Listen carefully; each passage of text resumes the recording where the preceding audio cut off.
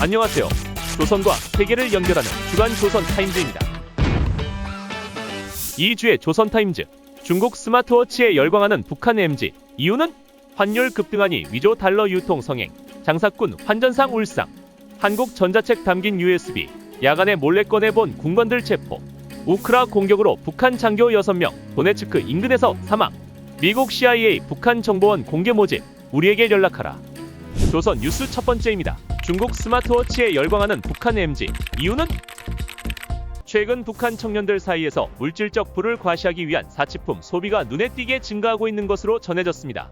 특히 고가의 중국산 디지털 시계가 큰 인기를 끌고 있다고 합니다. 데일리 NK 평안남도 소식통에 따르면 최근 북한 청년들 사이에서 중국산 스마트워치 수요가 급증해 수입품 장사꾼들이 청년층을 타깃으로 제품 판매에 열을 올리고 있습니다. 특히 전화가 오면 시계 본체를 분리해서 귀에 꽂아 이어폰으로 사용할 수 있는 화웨이사의 스마트워치 토크밴드 B7 제품이 북한 청년들 사이에서 큰 인기를 끌고 있다고 합니다.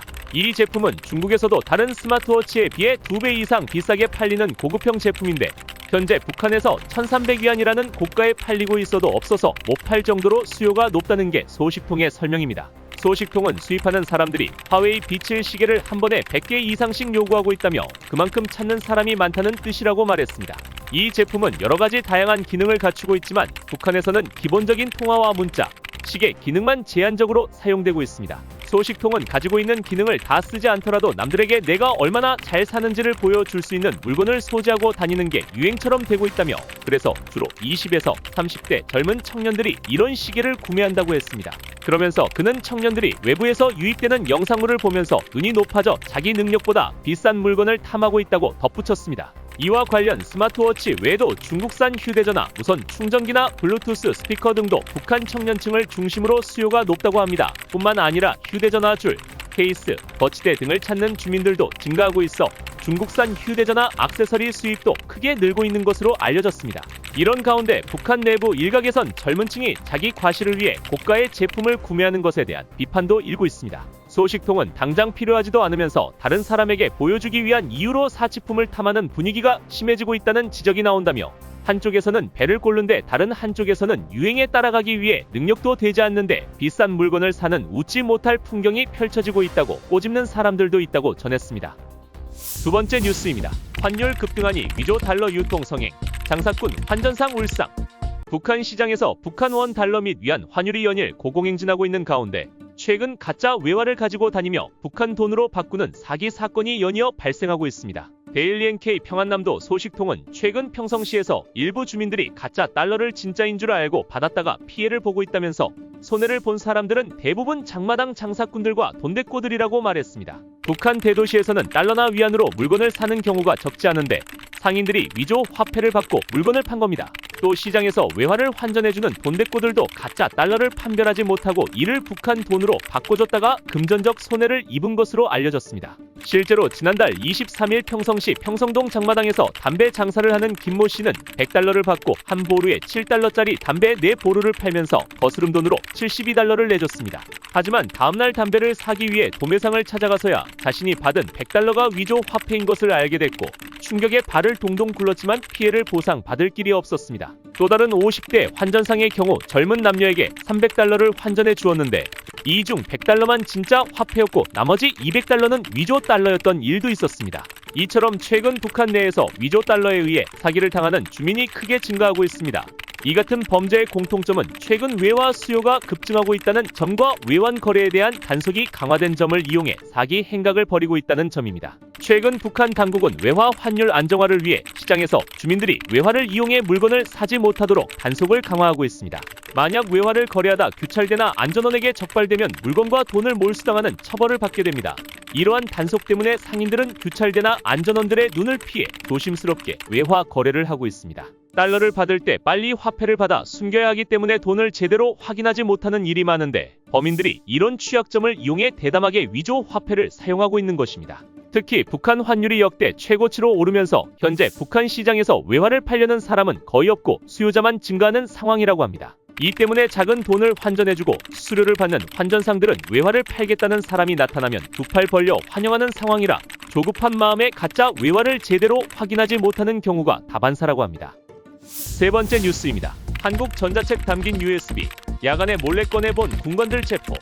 북한에서 반동 매체로 분류되는 한국전자책을 몰래 소지하고 본 조선인민군 군사과학 교육영화촬영소 소속 군관들이 군보호위부에 체포된 것으로 전해졌습니다. 평양시 소식통은 데일리 NK의 지난달 하순 군사과학영화촬영소에서 반동 매체 관련 사건이 발생했다며 이에 군보호위부에 갑작스러운 검열이 진행돼 촬영소 일실 소속 군관 4명이 군보호위부에 이송됐고 촬영소에서는 대대적인 사상투쟁회의도 진행됐다고 전했습니다. 소식통에 따르면 해당 군관들은 야간 작업 중 외장하드와 메모리에 담긴 수십 권의 한국전자책을 몰래 감상한 것이 적발돼 체포됐습니다.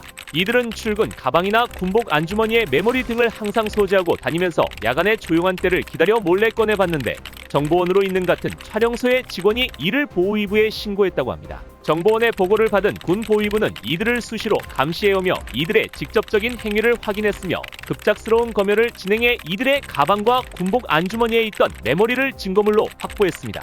결국 체포된 4명의 군관은 군보위국으로 이송돼 현재 조사받는 과정 중에 있는 것으로 알려졌습니다. 소식통은 이번 사건은 촬영소 내에 큰 충격을 안겼다며 이후 촬영소 당위원회와 군보위부가 공동으로 사상투쟁회의를 열어 간부 및 직원들에 대한 강도 높은 사상교양 사업을 진행했다고 전했습니다. 지난달 말 진행된 사상투쟁회의에서는 사상적으로 건전하지 못한 기회주의자들이 촬영소 내에 기어들어 반동 매체의 영상들을 수집하고 촬영소 내의 사상적 분위기를 흐렸다는 강한 비판과 함께 더는 이런 자들이 배겨낼 자리가 없도록 투쟁을 강화하라는 언급이 있었다고 합니다. 이런 가운데 군보위국은 이번 사건이 확산하지 않도록 촬영소 내 직원들에게 입소문을 내지 말 것을 경고하는 등 단속하고 나선 것으로 전해졌습니다. 하지만 사건 발생 이후 촬영소 직원들 사이에서 한국전자책의 출처와 내용에 대한 궁금증이 증폭되면서 이미 소문이 확산됐다고 합니다. 소식통은 군보위부의 경고에도 불구하고 사건의 경과와 내용은 촬영소 내부 직원들에게 다 알려졌고 그 가족들을 통해서 평양 시내까지 소문이 쫙 났다고 말했습니다.